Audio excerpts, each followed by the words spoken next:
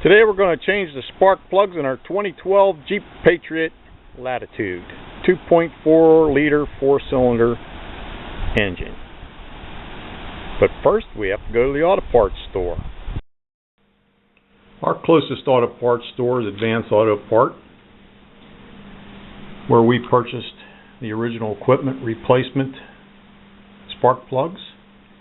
I did some research on the more expensive models, and when you get up into the iridium spark plugs and things are actually contraindicated and do not perform as well as the very economical original equipment spark plugs. This is the part number you need. Along with the spark plugs, I had to buy the Torx wrench T-30, some dielectric grease which prevents boot fusing and voltage leaks that you apply to the top of the spark plug when you screw them in. And I need to tell you that the closest Jeep dealer to my house is a very, very nice dealership. And when I took the car in for inspection, which is required in Pennsylvania, they said that I needed a spark plug change, and they quoted me $120. But at Advance Auto Parts, I got my 4 spark plugs for $9.96.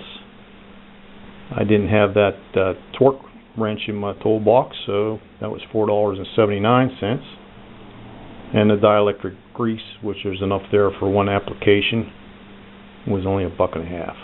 So my total bill is $17.22, not $120. Now I know they have to a lot of overhead at a car dealership, including the mechanic salaries, but I don't need to put anybody else's kid through college today.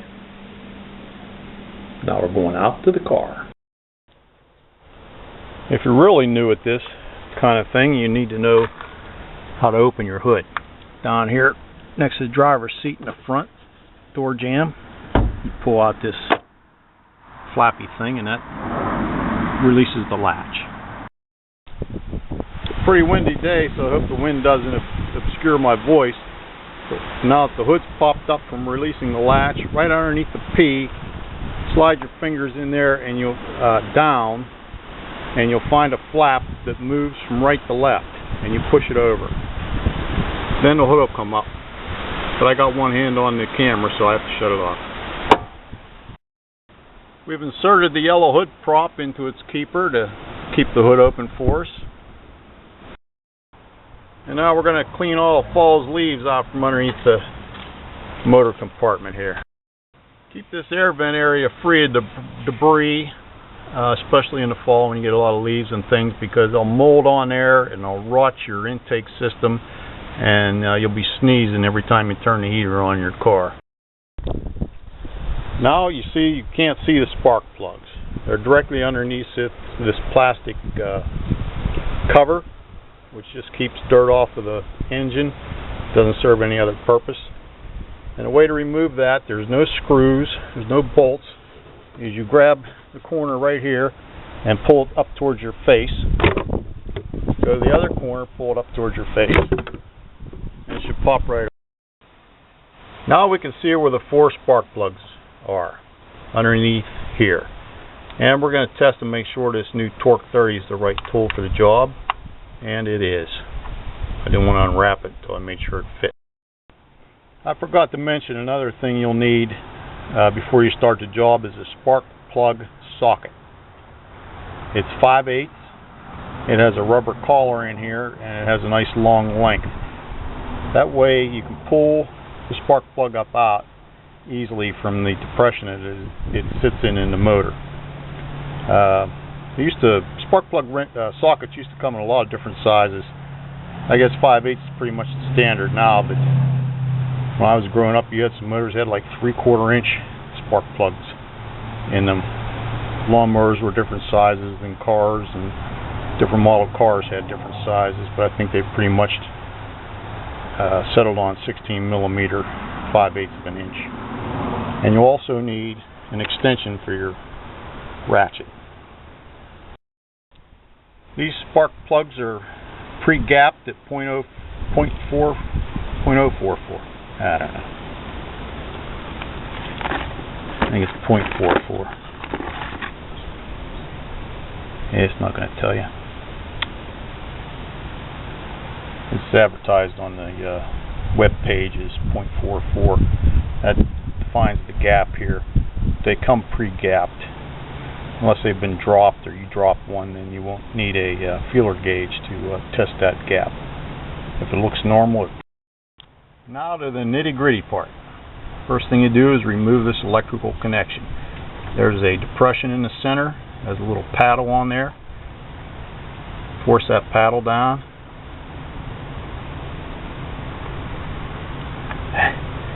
Force that paddle. I said force that paddle down. I have bronchial neuritis and no strength in my right hand.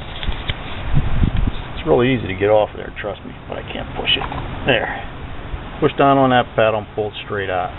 As I mentioned, I lost all the strength in my right hand a couple weeks ago. Nerve bundle in the center of my back. So I'm going to show you how to do one, but we're going to do all four. Next comes the ratchet with the T30 torque spring. I have to tell you, this is the first time I've done spark plugs on a car since the mid-70s. In the mid-70s, they started hiding them so bad underneath those V8s that you couldn't find the spark plugs or get a wrench on them. These are all pretty loose. I'd say they were probably put on there with about 5 pounds of pressure. They're barely even snug, as you can see. They're coming off quite easily. I'll just get them all started and pull them out all at once.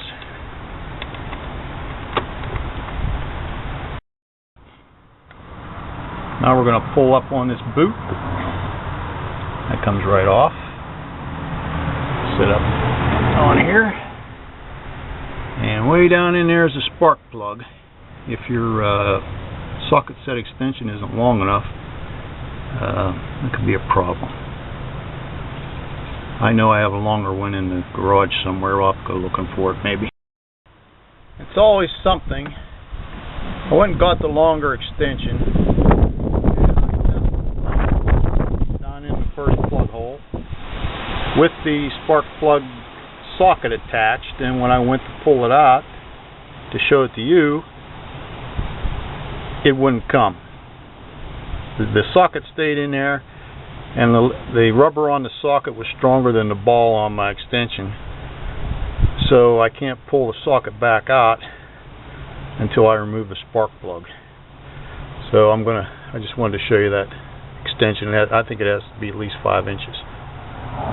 This one's probably 5.5, 6 inches. You can measure it against that boot that we took out, give you an idea of the depth you need. I'm going to go ahead and remove the first spark. I still can't get the end of this extender to grab onto the spark plug socket hard enough to lift the spark plug out and the socket out of the hole. And I hate to admit it, but we went and got the duct tape. I'm going to put a little bit of duct tape on the end here to fatten it up, and we're going to try it again. Thank goodness for duct tape. We made that connection tight enough to lift the socket and the spark plug out. And I'm looking at these. I've seen worse, but they do need replaced. The spark plug itself was in there pretty tight, and they're supposed to be torqued at 15 pounds, which is a little bit past snug, and I probably had to use 20 pounds to get it to break loose. One of the keys is to make sure that your extension and your socket and the handle that you're using remain centered in that hole so that you don't snap anything off. You want to keep it balanced and centered while you're pulling on that or pushing on that ratchet handle. The old spark plug shows a little bit of corrosion on the threads. It's been in there for coming up on 4 years, I suppose, so They told me at the dealer that the plugs had never been changed or never recorded as being changed. So these have 48,000 miles on them, and it started running a little bit rough. Nothing too bad, but definitely a good idea to change them out. They're supposed to be changed at 30,000. So I hope, like I say, we have one out. I'm going to put one in. I'm not leaving the handle on the ratchet assembly, so I can drop this straight down in the center of the hole and get a good feel for if my threads are starting properly. You don't want to strip those threads. The engine's not cast iron, that's for sure. And you want to feel those threads going in real nice and smooth. If they're not going smooth, start over again. Okay, we turned that the whole way in. Now we're going to add the ratchet to it, get it going the right direction, and put a final tightening on it. 15 pounds is a pretty good pull, but because of my weak hand, I have to put the camera down and use 2. But you can try and figure out if grunt just a little bit, that'll be 15 pounds. Son of a gun, don't make that mistake. I forgot to put our nice little package of dielectric grease on the spark plug. So we're going to take it back out or figure out a way to get it on there without taking it out or put it inside this thing and hope it matches up. Let me think on that. Tear here my ass. Go get yourself a pair of scissors. Now, if you made the same mistake I did and put it in without the grease and now you realize your mistake, I just put some on the end of a big pen and I'll get down in there and schmooze it around. I went ahead and unboxed the other 3 plugs and put the grease on them so I wouldn't forget, and then I put the grease away. Didn't use very much of it. I saw one YouTube post to recycle grease from his old ones to his new ones, but I don't know if that it wears out or whatever. And for $1.50, I figured that'll be enough to do another 12 spark plug changes. There's enough in there. You don't use that much on each plug. I just used the plastic part to make sure that the top of the plug was coated.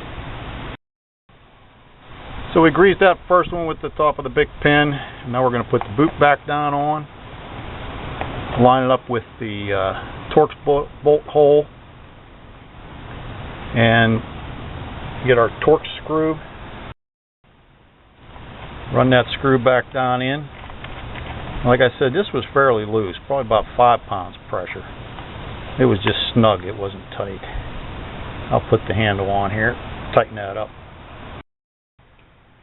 That's nice and snug. Now we're going to slip the electrical connection back on until it clicks. That's a changed spark plug. Should be good to go. You don't need to watch the other 3, more the same. Put the plastic back cover back on. Look underneath. Line the hole up with this and this over here. I might put a little bit of grease on there. It came off pretty easy, so. And then pop these 2 down, and then you have 2 up in the front here, and somewhere over here, right here by the oil fill, and pop those down, just going like that. And then close your hood, and you'll be done. Save yourself $100. This is your unconscious mechanic with a spark plug change on a 2012 Jeep Patriot, 2.4 liter. Enjoy. A little bonus footage. We did have to add duct tape, a pair of scissors, a Bic pen to the job in order to tighten up the end of that extension there. But another thing you want to do after you take your plugs out, take a look at them. They tell you exactly how your engine is running as far as your fuel injectors and that. It should have a nice tan color on the top of the prong here. This ceramic area down here should be pretty clean. This darkness around the outer edge indicates a little bit too much richness, but I don't think it's anything to worry about.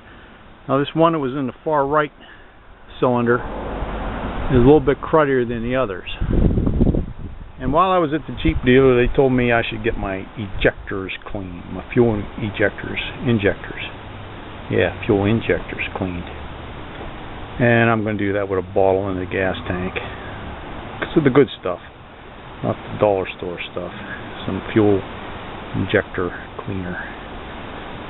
I do that about every 10,000 miles or 5,000 miles whenever I'm at the store and I see it. I'll buy it, throw it in a full tank, keep things moving. I had a motorcycle started missing real badly, and I added that to the tank, and it purred right up. I mean, it really helped. So I'll throw a little bit of that in there today.